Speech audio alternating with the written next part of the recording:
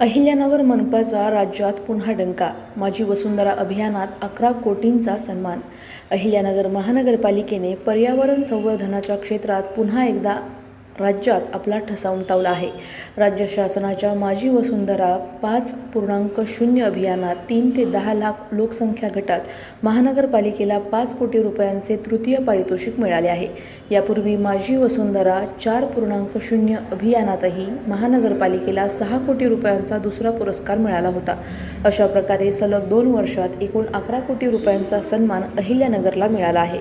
मुंबई येथे झालेल्या कार्यक्रमात ग्रामविकास मंत्री पंकजा मुंडे यांच्या हस्ते हा पुरस्कार प्रदान करण्यात आला.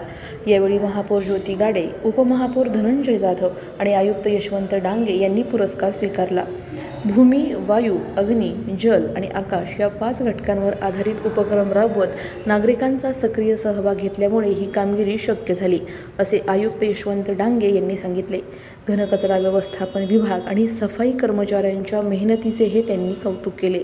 अहिल्यानगर शहराच्या पर्यावरणपूरक वाटचालीसाठी हा सन्मान महत्त्वाचा टप्पा मानला जात आहे.